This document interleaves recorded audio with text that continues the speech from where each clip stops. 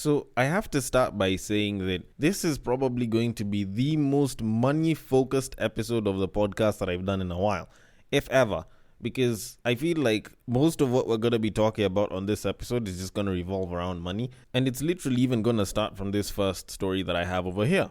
So, DJ Academics recently came out this week to say that rappers are weirdly obsessed with white billionaires and seemingly have a pattern of indulging in behavior that requires them to demean themselves when hanging around white men who hold a particular status and have more wealth than them. He went on to show examples of Lil Baby, Meek Mill, and Kanye West, where they were seemingly lacking boundaries and essentially tolerating things that they would not allow from other folks who did not have the power and status as these wealthy white men.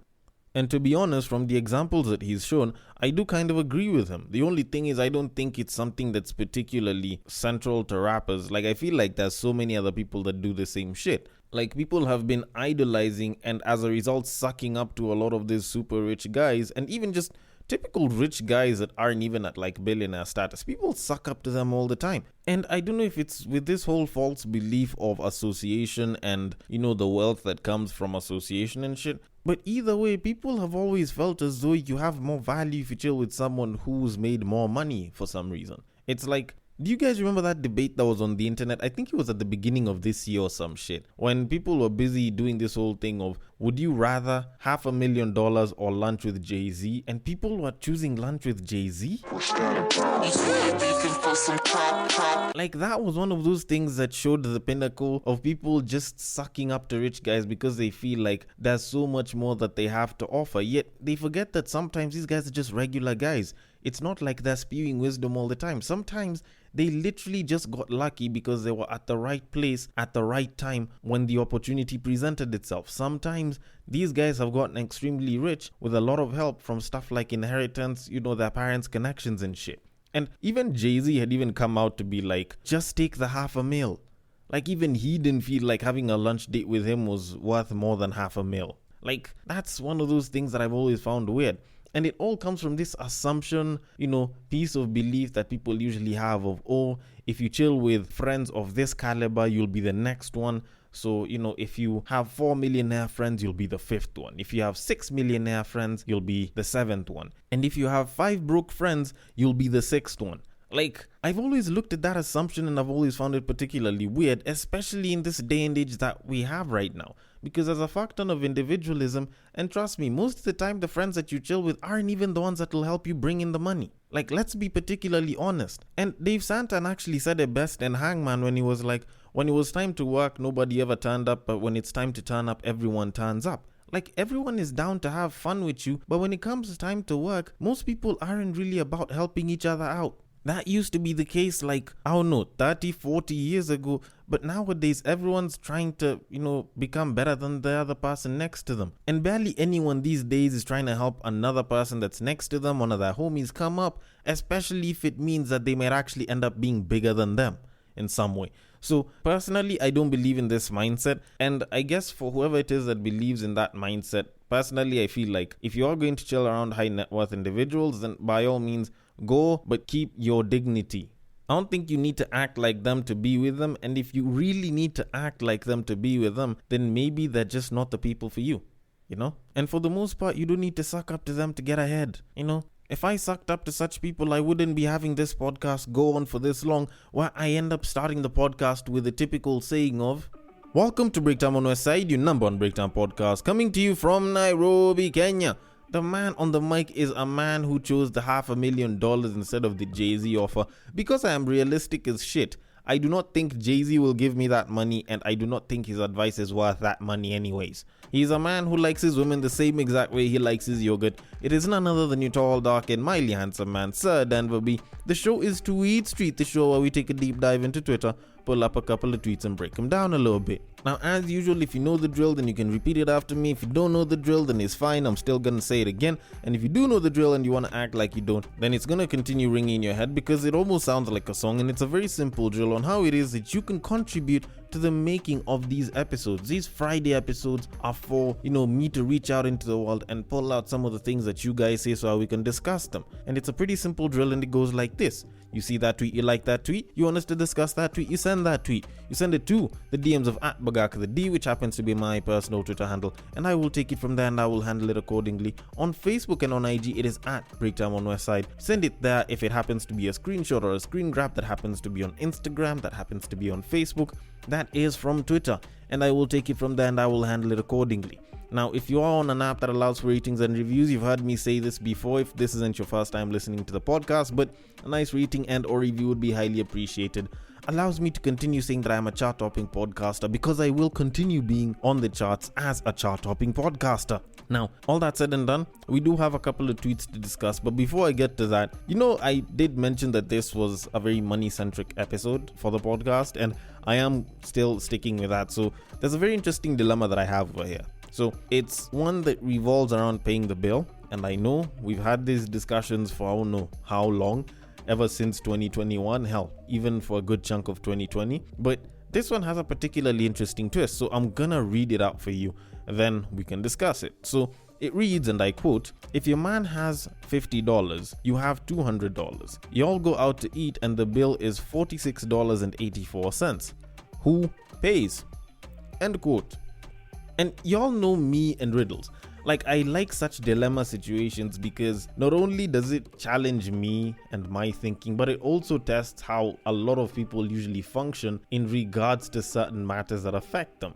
Now, this is actually a very typical example of stuff that happens in the day-to-day. It's not as rare as some of the other dilemma stories I've discussed, and this one seems like a little bit of an easy toss-up. So I remember when I was doing Fan of a Fan with Wes from the Life on Levels podcast, we actually spoke about something similar to this, and we're talking about babes not wanting to contribute, and he actually told me, I can't remember if it was on the podcast or if it was off air, the guy was like, he's actually spoken to babes and he's asked them if they were with a man that makes, say, 70 G's a month and they were making like 170 G's or some shit, or like essentially like double or even way more than this guy is making, if they'd actually contribute to the paying of rent and bills in the house. And what the babes were saying was they'd actually be willing to move to a smaller house that is way cheaper so that they don't have to pay the rent and the guy can continue paying for it. And that's actually sort of the same exact thing that I got when I saw the comments on this question when it was asked on IG. Now, there's a lot of babes that will definitely come out and be like, it's okay, I don't mind handling the bill if I have the 200 and he has 50. Now, the weird thing is, or at least the reality of the matter is, it's not like people usually say, this is the much that I have in my pocket when they're out on a date. That's not something that people particularly talk about. But you find that in a lot of cases, a babe might know that she's making way more than this guy, or she can clearly see that this guy doesn't make all that much, but she'll still make him pay for all of that shit. And it's never made sense to me. It actually has never made sense to me. Like, I can understand going Dutch because at least that one makes it a lot easier, because for guys, if they know that they don't have a lot of cash, they won't order super expensive shit. But the problem is, there's babes that will go and order expensive shit. They know this guy does not have as much money, and then they still will not chip in. That shit is still beyond me. And frankly, I think this is one of the ways that people usually sort of start to filter out whether they want to be with a certain woman or not. Because if you're making way more than me but you don't want to help out when it comes to the bill spot, how do you expect me to want to be with you if I know that at the point where I'm struggling, you won't want to help out? You get? And I know there's some people who'd be like, oh, if you couldn't afford to take me out on a date to a certain place, then you should have gone for a cheaper place, or we should have just cooked and eaten at home. But the truth of it is, guys go through the pressure of wanting to take their babe out, wanting to, make sure that their babe feels well cared for and shit. And this is something that affects us quite a bit. So sometimes we might make just enough to, get us to go out on a date, or, just enough to have us take you out to a certain place. And that's pretty much just it. So to a huge degree, it is your duty as a babe to sort of reassure me as the guy and be like, you know what, it's okay. I can understand you're not making all that much. I can understand you don't have all that much money. So it's fine. I've got this, or we can split the bill in some way. Or, you can just handle tipping and I'll probably pay for blah, blah, blah. And that would be probably what I guess maybe our parents would have wanted us to do when we're grown human beings going out on dates with our partners. But guess what? this is 2022. People are extremely all about themselves and holding their money and spending as little of it as possible. So I guess this nigga will probably be forced to pay if most of the people who comment on this actually get their way. But either way, I'm glad I'm not in that position. And fellas, if you do have that kind of a predicament, by all means, just eat at home. And I will leave it at that, and I will move it on. So on to our very first tweet of this episode. I can't stand a "what do you do for work" person when first meeting someone. It comes off very classist to me. People ask what you do for a living so they can calculate the level of respect to give you. Well, if this was a babe who said this on Twitter, then I'd probably say that it's less about the class and it's literally more about the conversation and getting to know you a lot more. Because when you kind of think about it, as an adult, about 2/3 of your life is spent working. I think that's the statistic equivalent. You spend about 2/3 of your life literally just at work, putting the work in, and pretty much just trying to, afford a living of some sort. So for a guy to know what it is that you do to do that, then it kind of makes it a lot better to kind of improve on the stories. Because if you're a waiter, are there certain ways that customers talk to you badly? Is there some things that you find that are a pet peeve? You can use that for conversation kind of like that, even though you are something like a bus driver. What common people are used to seeing? What's the most constant thing that you see in buses that, kind of irks you out and shit? Those are some of the questions that I'd probably ask afterwards, because I'd be genuinely interested in getting to know more about your profession. Now, unfortunately, the person who did this tweet is a guy. So I kind of have to agree with what he says to a certain degree, because to a very huge level, I find it very common for a lot of babes to ask a guy what it is that he's doing, and then they start doing this whole thing of, doing the math in their heads about, does this guy make this much? Does he seem like he's doing blah, blah, blah? Because the moment you hear that this guy is a manager at this and this startup and they just got into the tech space and they recently got some funding, shorty's gonna be like, what, this nigga makes good bank. And they're gonna stick with this guy even though they don't entirely like him. But if this guy literally goes and says that he's he's an electrician, they're automatically gonna look down upon him. If he says that he's in plumbing, they might look down upon him. Even though some of those guys can get a contract to actually do the piping and plumbing for an entire apartment block, and he will be paid a massive lump sum for that shit. I can remember a couple of years back, there was this meme that I saw of a picture with a bunch of babes busy sitting on a tractor, and there was a guy inside that tractor, and the caption that was there was, when they finally realized that this farmer's tractor costs more than their crush's BMW. And it made so much sense, because people will judge one profession as a low earning profession even though they don't actually understand that sometimes people can make a fuck ton from one profession. But even beyond that, people are rating other people based off of how much they make, which isn't entirely a good thing when you're trying to look for a partner. And to a huge degree, that's what ends up making some babes, end up with the wrong person who will mistreat them. So for the fellas, if you want to get yourself a good babe that doesn't just look at you for the money, downplay the fuck out of your position so that she doesn't think that you make all that much. If you're a bank manager or some shit, go and say that, you just started working at the bank and you're in customer service or you're a teller or some shit. If she automatically thinks that you don't make all that money and she decides to, write you off, then good for you. You've avoided a bad one, But if she chooses to stick around and it doesn't faze her one bit what it is that you do, by all means, let her know exactly what it is that you do later on. Because honestly, I feel like there's a lot more babes that are judging guys based off of how much they earn, and yet most of that shit actually changes with time. But anyways, I'll leave it at that and I will move it on. So on to our very next tweet of this episode. The belief that if a man is broke he should not be with a woman is absurd. Yes, surely every man should be striving to make money, but for himself first, not to fit women's standards. Why? Because it's only foolish but sad to see men equate their worth to women by the ability of their earning potential. By doing so, you only teach whatever woman you'll end up with to respect money, not the one who makes the money. So what happens if the money runs out? Does the love automatically run out as well? Bros, you need to wisen up. Vet these women, how they treat you without money, even if you have it, pretend you don't. That's the only way you can only know if she actually values you. Well, the guy is not wrong about most of the stuff that he said here. Like, in my humble opinion, I feel like he's actually not wrong about most of what he said here. And considering that he has said a lot, I will try to break it down in like 3 main bits. But alright, so the belief that a man is broke, he should not be with a woman is absurd. I don't entirely think so. I think it's not really a case of if you're broke, you shouldn't be with a woman.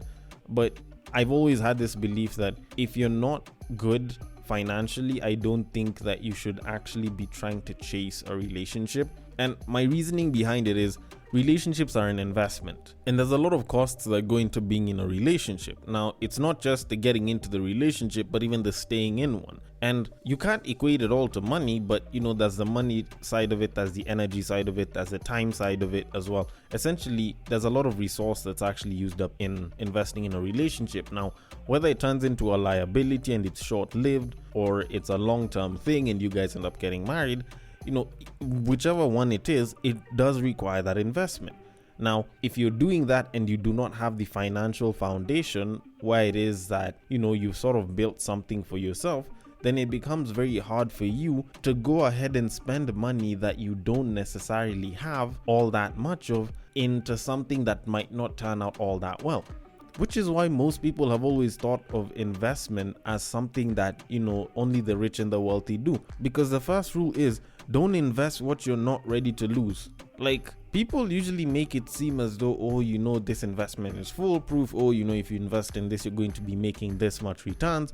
But no one ever tries to tell you that, there's downsides to this and you could lose not just some, but even everything with it. So forgive me if I feel like I don't think that you should be losing the little that you have, if you don't have anything backing you up, simply because you want to be with someone.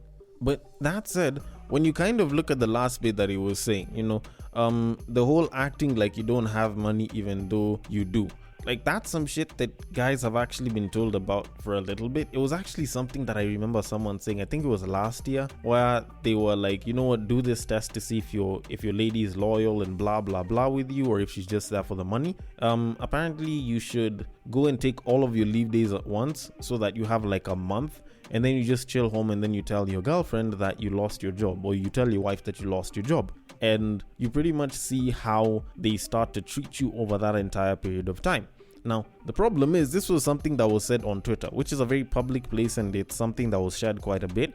So I guess for most babes, they could probably see this as a test, and they'll treat you like absolute gold for that entire month up until you go back to work, which in and of itself is them beating the game. So what I would say is, instead of looking at whether she'll treat you like shit, whether she'll leave you, look at how exactly she'll behave towards you, what exactly she'll tell you in regards to your finances during that entire month. Because if you're out of work and for the first month you're still spending money, you're still blowing cash like you're expecting it at the end of the month, if she cares about you, then she will straight up tell you, you shouldn't be spending this much money like this, because you don't know when your next paycheck is coming from. She will tell you, we shouldn't be blowing cash like this. Yes, I know you like doing blah blah blah, but you need to cut back for the sake of your own survival. Like, if she decides to do that, or if she straight up tells you, we can survive off of what I've got, I know I might not make that much, but we can survive off of what I got, then by all means, keep that babe. If she's letting you spend the way you feel like, by all means, that shorty does not care about your longevity. My nigga, drop the shorty, move the fuck on. But anyways, all of that said and done, I will leave that entirely up to you, and I will move it on to our very final tweet of this episode. I had a man say today, men with real money stunt through their wife. You know what? I think that man does not exist. And I have to say that as a fact. Like, frankly, I do not know of a guy that would say such a thing.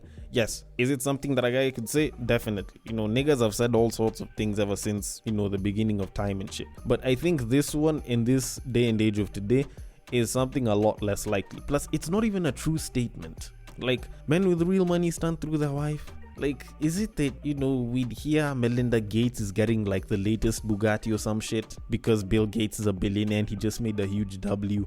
Like, we never used to hear such shit. Like, by all means, if you're making really good money, then your wife, your kids will probably benefit off of it. Not unless if you absolutely do not care about them and you're a complete narcissist who only cares about himself. Like, your wife, your kids will definitely benefit from you making good money.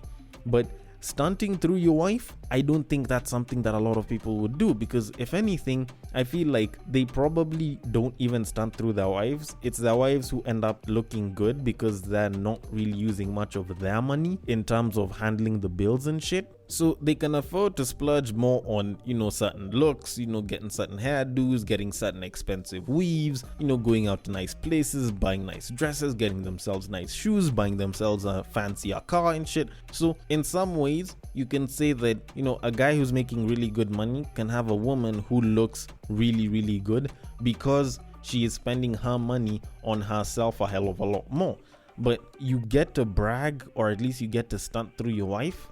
I don't think that's the case. Like, it's not uncommon to see that a guy who's making good money getting expensive, nice shit for their wives, but it's not like we'd actually flex through our wives all that much. Like, I can probably be making $1 million a month, but it's not like I will be spending, 250,000 Kenya shillings on getting my wife an expensive weave. For me, that doesn't do shit because it's not like the weave is going to my head. And I know that sounds a little bit selfish, but it's the truth. I'd much rather go ahead and buy myself a McLaren or a Ferrari or some shit because I can get to stunt with that. Now, if I'm in the car, or if my wife drives the car around or some shit, then she gets to look good because I am winning. Now, that is not stunting through my wife, that is me still stunting. It's just that my wife is enjoying the benefits. And it doesn't even have to be a Ferrari or a McLaren or some shit. Like, you don't even need to think that far. Even think houses. Like, your wife and your kids will benefit from that shit because you're making more money so you can afford a more expensive house. I hope that kind of makes sense for most people. Although, I don't know, maybe I don't make sense with this, maybe I'm not completely right about this. Either way, I want your thoughts on this. The DMs are open at Bagaka. The D is the handle on Twitter to reach me at. On Facebook and on Instagram, it is at Breaktime on Westside. Thank you so much for listening all the way till the end, and if you are listening through Castbox, feel free to drop your thoughts and comments below, and I will attend to them accordingly, and I will catch you guys on the next break.